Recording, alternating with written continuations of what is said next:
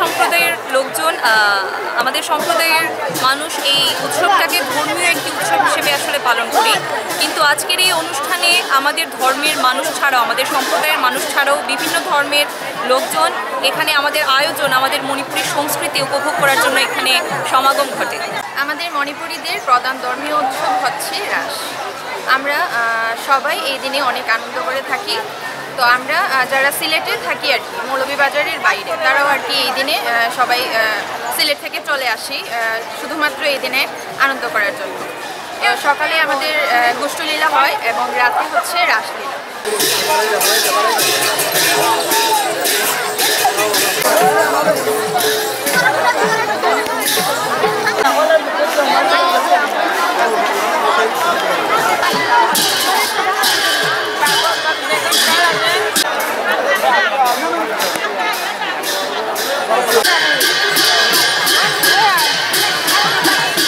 আমাদের এই হরিউঠানের পরেই আমাদের যে রাখাল নৃত্য, যে আমাদের রাধা কৃষ্ণের যে লীলা, সেটাই এখানে মেইনলি বিষয় আর কি।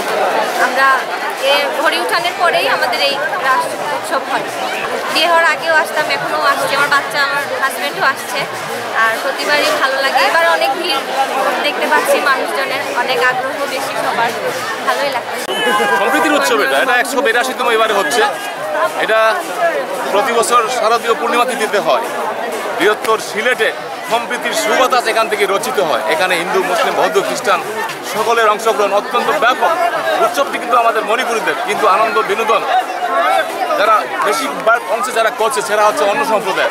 এবং আমরা সবাইকে এখানে আন্তরিকভাবে সেবা দেওয়ার চেষ্টা করছি, কারণ এটি হচ্ছে সম্প্রীতির মহামিলনের একটি ক্ষেত্র, যেখান থেকে বাংলাদেশের ঐতিহ্য এবং লোকজ এবং সংস্কৃতির সুবাতাস বইতে আরম্ভ করে বা শুরু করে।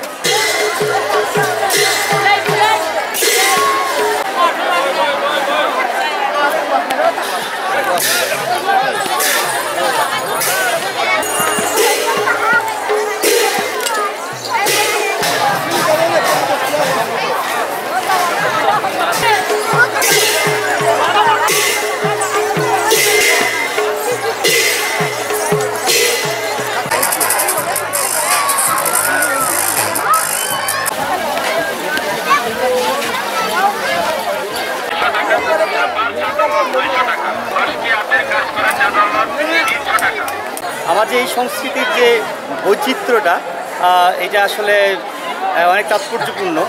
আমরা প্রত্যেকে যে মিলেমিশে আছি, এখানে আসলে বোঝায় প্রত্যেকটা ধরনের মানুষ এখানে আসে, সবাই খুব আনন্দ উপভোগ করে। আমার খুব ভালো লাগে।